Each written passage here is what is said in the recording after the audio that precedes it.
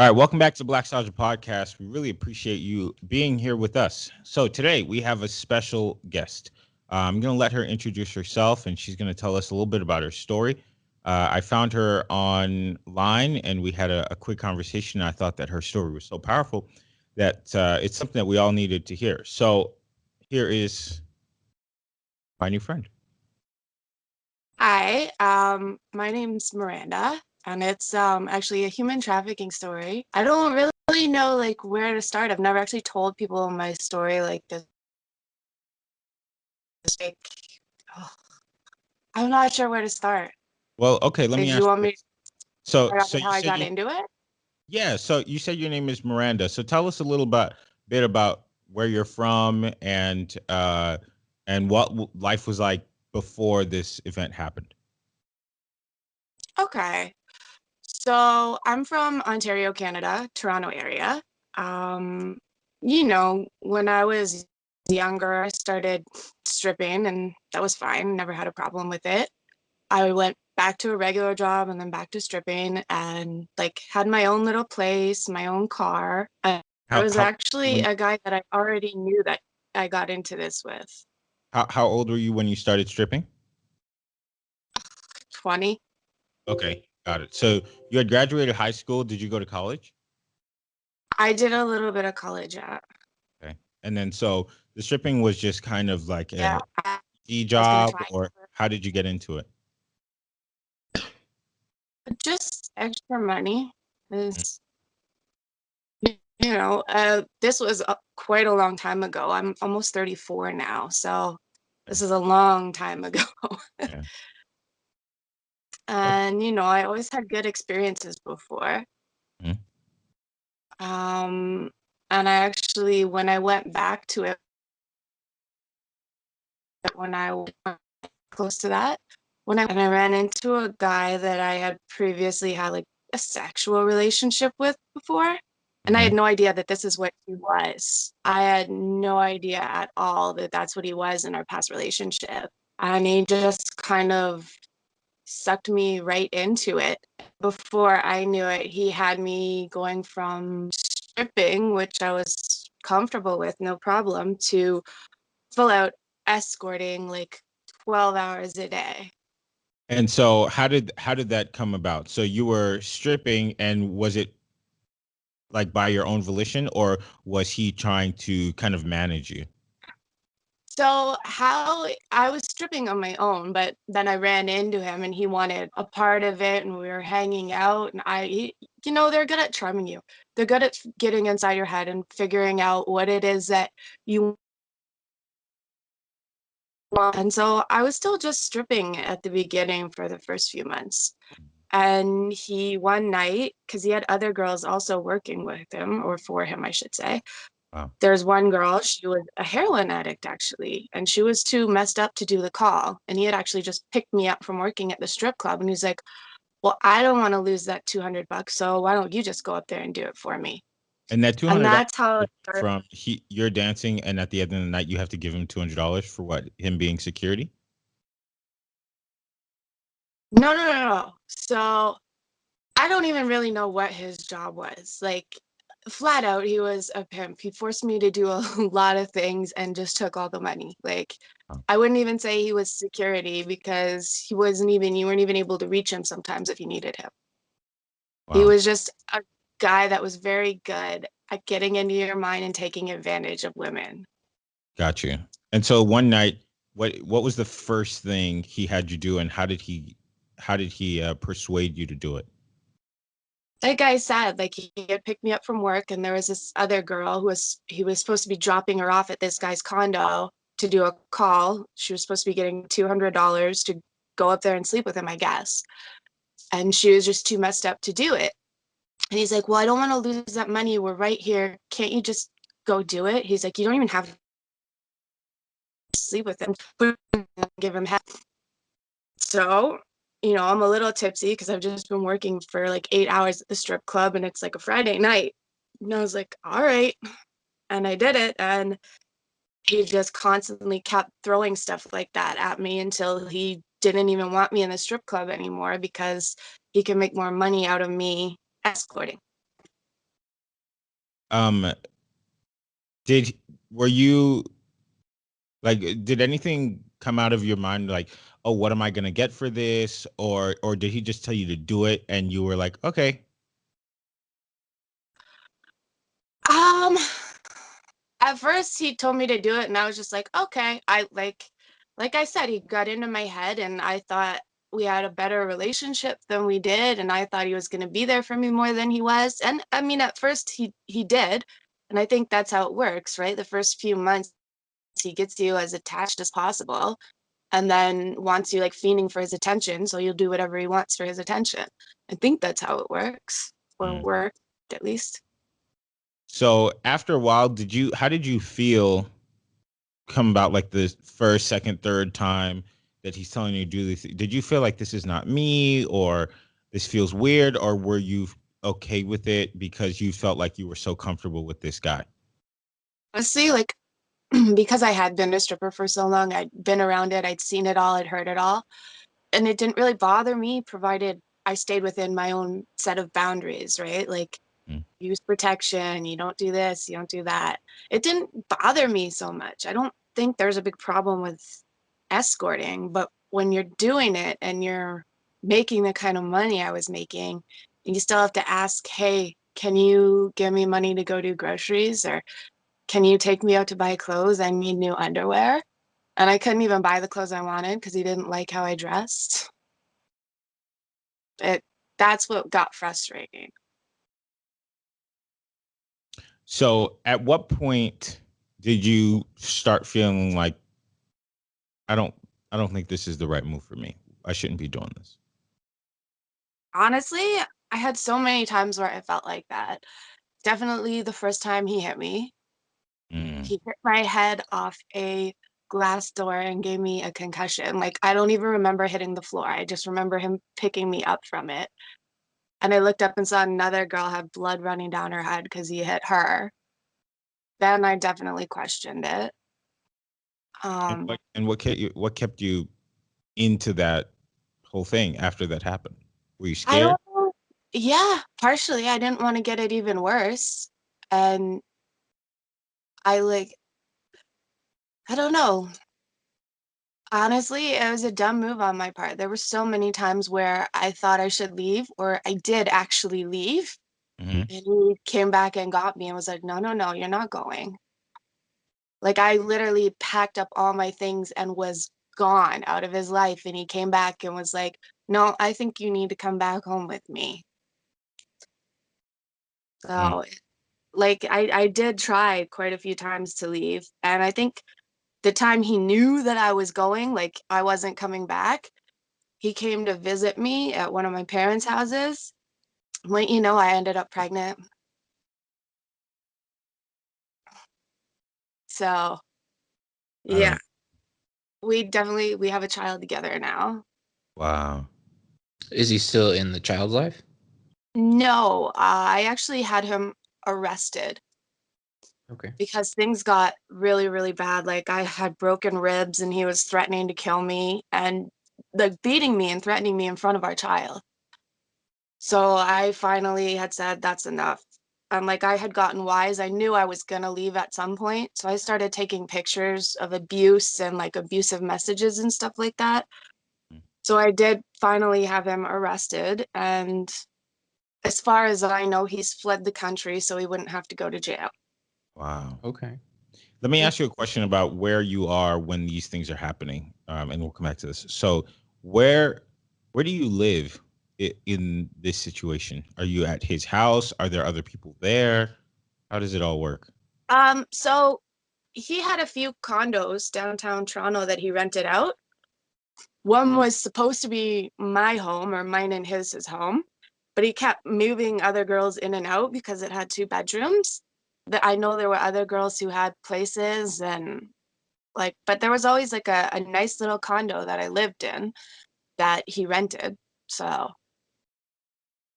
it was, It didn't make you feel any kind of way about the other ladies coming in and out, or of course in your it did. relationship? But what he does is he almost like pins you against each other. So it's like you, it's like It's like being on a track and field team and you want to be the fastest person on the team or whatever. Like you want to do the best so you'll get his affection or whatever. That's the way he had it all set up. Like he's got to be some kind of evil mastermind the way he had it all done.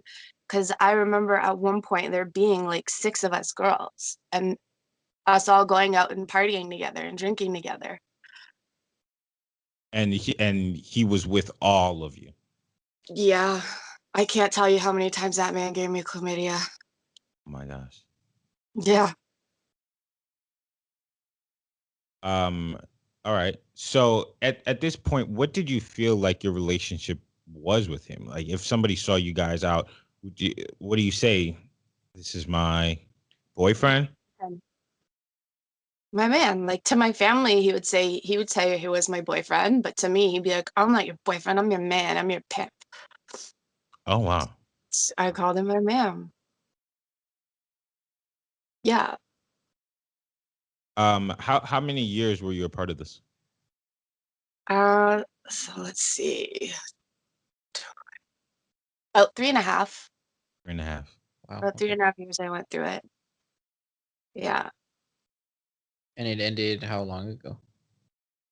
Uh, November 2019. Oh, Wow. okay. Yeah. So it's been a super fun transition getting out of that and trying to get back to normal life with a little kid and then a pandemic. Yeah. And then the pandemic, yeah. Quite a What transition. what happens when um you're with other people? Like, have you ever been in a situation where you felt like you were in danger, and does he come in and help, or what happens? Or did you always feel like with other, like with clients and things like that, that you felt okay? I had a couple of situations where I felt in danger, out of place, but I've always been the type of person to stand up for myself and just turn around and walk right out the door. Like I I didn't even want to have to stop and call him. I wanted to remove myself from the situation immediately and then call him and say, you need to come pick me up from here because this did not work out. And it happened a few times, but for the most part, and I think I think why he didn't want to leave me or let me leave him is because I was the kind of girl who a client would stay with for 24 hours straight. So if a guy's paying $200 an hour and he stays for 24 hours, that's an insane amount of money to be pulling in. And that was basically my life for like at least a year. I think I lived on Stoli vodka, cocaine, Lay's chips, and beef jerky because literally all I did was sleep and then go party with clients for days on end. And partying, like you're going to the club, you're going all over the place. No, not really. Just mostly at their house. Usually I'd have to bring in a girl or two at some point. Sometimes you'd go down to the bar with them or they'd want to go buy a toy at the sex shop or something. But for the most part, it's just in their houses watching porn, getting drunk. Just the two of you. Yeah. Yeah. How are you when it comes to recovering with the substance? So when I told you I left him a while back before my kid and he figured I was actually leaving for good, I actually had put myself on a hold at the hospital because I was like, I can't keep doing cocaine like this. I cannot. It's going to kill me.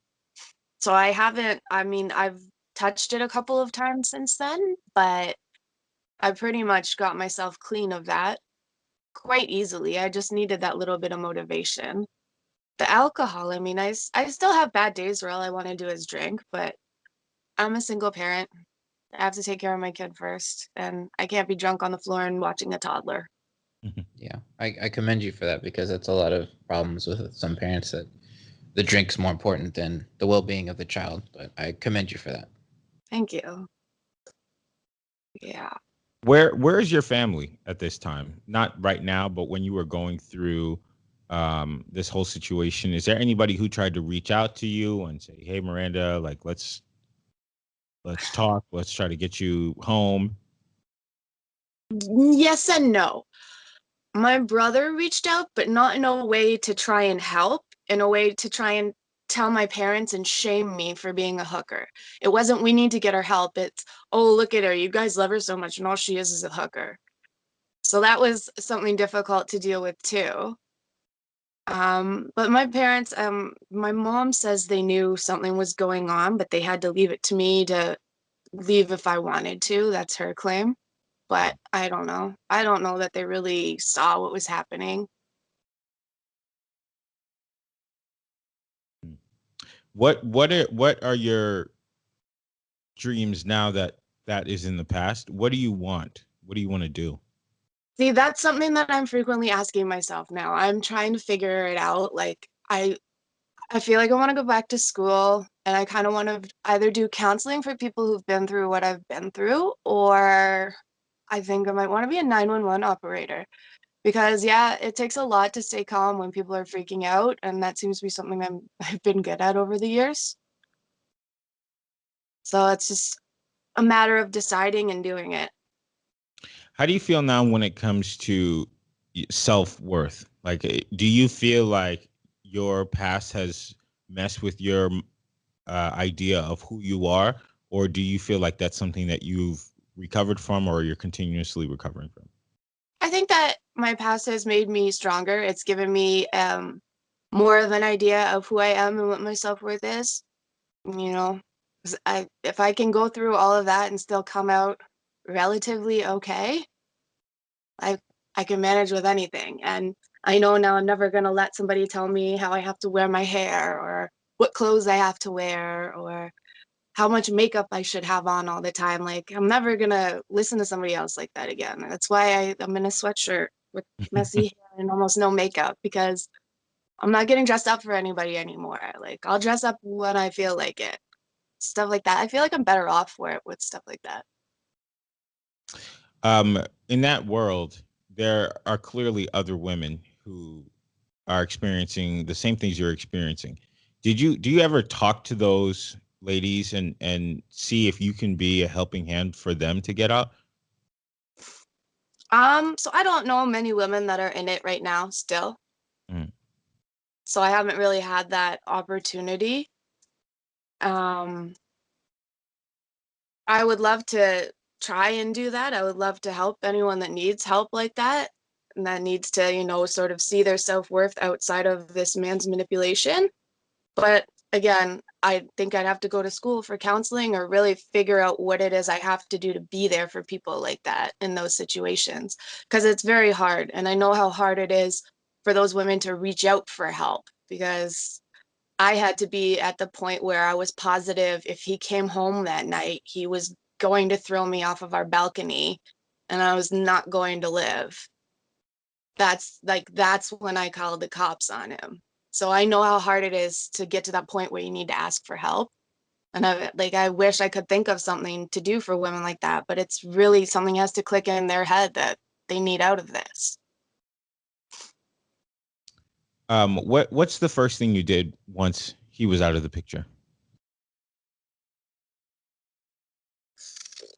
I haven't really done much. Like, honestly, I've just been trying to give my daughter as many experiences as possible and enjoy my time with her, because I didn't really get to do that with him around. So it's been nice, like taking her to museums, and she loves animals, taking her to go see different animals and stuff like that. That's been my biggest joy in life the past year, like watching her grow and seeing how much she loves learning and seeing animals and stuff, because I didn't get the chance to do stuff with her when we were with her dad. Like, I had to wake up, get ready to work, get her ready for daycare, get his breakfast ready. And then he came and he took her to daycare, and I was working until he dropped her off. And we didn't get to do anything. We didn't get to grow as a mom and a daughter. So that's been my biggest joy this past year. Oh. Chris, you have any more questions? Just out of curiosity, of anything, spiritually, where are you at? What did you believe in before? What do you believe in now? I didn't really have any strong faith before, and I don't think I do now either. I've been interested more in like church and stuff like that, but I think it's where I live and the people around me are all very much Christian. So I think that's had an influence, but I don't have that huge of a spirituality connection to any sort of religion right now. I want to ask about the day-to-day lifestyle. So, we know what it looks like on television, right? Like, what is an escort and how do you find them and so on and so forth, but we never really pay attention to what happens on the other side. So let's just say it was a typical day, and I don't want to bring you back to it, but if you're able to, then fine. But what does a typical day look like? So before my daughter, and I think this is more accurate, before my daughter, I would wake up whenever it was I woke up, check my phone, see if any clients messaged me over the night, message them back, And they're get messaging up. on like Craigslist or something? Well, first it was Craigslist, then it was Backpage, now it's Leo List. I don't know what it is in the States. I don't know if Leo List is in the States, but for us here, it's a thing called Leo List that replaced Backpage. Mm-hmm. But also certain regulars have your personal phone number or whatever, because if you see them, you're making over $1,000, so you can't say no to stuff like that. So I would check my phone, answer those messages, see if any of my regulars wanted to see me, shower, eat something, go pick up booze, start getting ready for the day. And then once I was ready, or if I was ready in time, he'd be like, okay, I'm going to post you now if I didn't have a client. If I wasn't ready in time, he'd yell at me like, bitch, you better hurry up and get ready so I can post you. Like, I'm posting you right now, whether you're ready or not. I'm going to start sending you clients, so hurry up. So it's not as glamorous as it looks. It's not all Louboutins and parties. So you would go to these meetings probably at their house or hotel or something, get the money, and then you'd have to give it directly to this guy, and he gives you a small bit back? Well, no, sometimes like the clients would come and see me, and it wasn't after every meeting that I had to give him the money. Like sometimes he'd wait till the end of the day and come pick it up and be like, oh, here's $40 to go get what you need in the morning. $40. Yeah. You never felt like I just gave this guy $1,000, $3,000, and he's giving me $40? Like this I is did not. several times. Several times. Yeah. But then there were also times where he's trying to make you happy. So you wake up and he's like, oh, I'm going to take you to the mall on a shopping spree. We're going to go buy you a red sack coat and some new Louboutins. And you're like, oh, he does really take care of me. That's all it takes in that world. Every once in a while. Yeah, not like that frequently. I only have like 3 pairs of Louboutins. And to be honest, I think he only actually bought me one of them. I think 2 came from a customer. Wow. Yeah. So do you feel like there are many days you just don't remember? Yep. So many, or they're all just so blurred together. And like, I just, especially when it was coming to the end, I think I just didn't want to remember. Like, I wasn't on cocaine so much, and I was only having a few drinks a day because my kid's coming home to me at the end of the day. I can't be a mess. But he and I were fighting so much because I wasn't working the way I used to work and making him the money that he wanted, that we were just frequently fighting. And like, he was constantly just hitting me. I had broken ribs for like 3 months. They wouldn't heal. Like Wow. even after I left him, they didn't heal for like 3 more months. And And it's this just like my body is just hit you, so hurt and like weapons so and all these broken things. down. Pardon me? I'm saying this is from him directly hitting you like with his hands, or was he using weapons or? With his hands. His favorite thing to do was take a knuckle like that and just like jam it into your ribs. Yeah. And he was a big man. So anything that he was like 6'6", 290 pounds. Anything that he does is gonna hurt anyone. Like, and then he's doing it to women half his size. Yeah.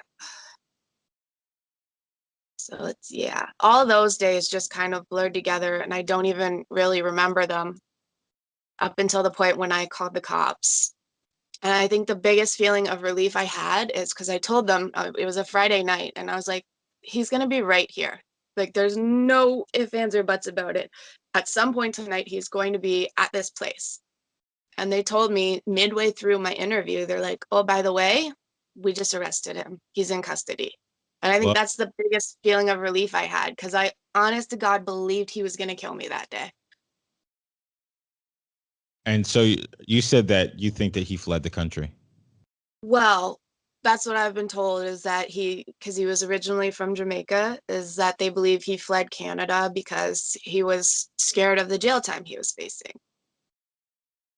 Which, like, he always used to say too, his thing to keep us from calling the cops on him would be, it's okay, call the cops. I'll do the little time you can put on me, but eventually I'm going to get out. And what happens to you when I'm out?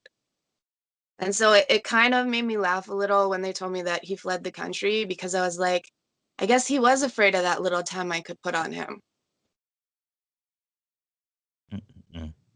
Mm-mm. With the other ladies that were in the house, was there any animosity as far as it ending? You know, because some of them could potentially feel like they were in a good situation. So there was only two of us when it ended, when I put him in jail. I think there was only two. There might have been another one that I just didn't know or care about. And she did send me quite threatening messages. She's like, I hope you get run over by a truck again. I know all your information. You better watch your back. I'm gonna get you. Like, threats like that. And I was like, honey, I'm not scared of you. I'm scared of him. You're half my size. What are you gonna do to me? And so she didn't understand. So at this point now, have you been successfully able to cut everybody off who was in that life? So there's some people I didn't want to cut off. You Mm. know, there were some clients who I was spent a lot of time with that you actually, when you're with them, because I was with them more than I was with the guy, you build a bond or a friendship. And I've had a couple of those that I've been lucky enough to have that understood when I told them what had happened and why it wasn't working, and were very respectful and apologetic, and, just check on me sometimes. And they don't make me feel bad. Like, it doesn't make me feel any bad feelings towards them, because they didn't know what was going on. And it's nice that they care if I'm okay, right? Wow. Yeah. I have also had other girls who were in a situation with him message me and ask me what's going on with him, because they were worried and they wanted to know. And I said, well, I felt like if you were that worried, you should have come forward when it was all over the news. But yeah, this is what I know so far. I don't think you have to worry right now. Worried as in worried he wasn't going to come back, or worried that he was He going to was going to come back, and whatever happened between them was going to come back against them, and they were either going to get in trouble, or he was going to come looking for them, or whatever, just scared of him. Wow. Now, what I don't understand is why some of the ladies felt like they needed him, because what it sounds like is he wasn't protecting you, he wasn't actually offering you anything, so he would just post you go do the work, and he gets all the money. So what's his purpose? I ask myself that so often, because he always would tell me too, oh, well, it's too complicated. You'd never figure out how to post yourself and blah, blah, blah. And I thought about it. Like, I haven't been able to go back to escorting, but I've thought about it and I looked it up, and it's so easy to do. I figured it out in like 5 minutes, and I was like, so really all you did was lie to me and take money. Like, what what good were you, except for giving me my kid? Right. She's the best thing in my world, so I'll give him that one. No, I think it's the power of manipulation. I think it Yeah. is the power of words and Yeah, and forcing, Yeah. so good at it. And I honestly think they're so self-involved that they can't even fathom actually having feelings for someone else. All they do is get off on these women wanting them, and it's sad to see. Mm. So we can wrap it up. You have any questions? No, Chris? So lastly, first I want to thank you for talking with us. Yeah, thank you very much. You didn't have to tell us any of this, but Yeah. we really appreciate it. Yeah. And I personally think you're very, very strong. And I think everything that you went through has made you a better person. And I think if you want to be a dispatcher, you can. This is just me talking out of my ass. If you want to be a dispatcher, you can take some of that money and do some online schooling. You get some counseling degrees. Boom. You're in there like swimmer. It's good. Yeah. Thank you. I'm hoping that you take into consideration that uh, there are so many incredible options for you now, because so many people could potentially have gone through what you've gone through and don't know anything else. You know, the biggest issue in their life was the person who was manipulating them, but they feel perhaps that on the other side there's somebody else who will treat them better, when that's not true. You know, they're not going to treat you better if they don't see you as a human being. Yeah. You know, so I'm hoping that we can catch up with you in the future, and just, you know, just to track your story and see how well you're doing, and hopefully everything that you want to do, you accomplish it times 10. Yeah. Thank you. Yeah. All right. So we're gonna go to break, and we'll be back. Thank you again. This Thank was you very Miranda, much. her story. Oh, well, thanks for having me. You're welcome. You have a good night. You too.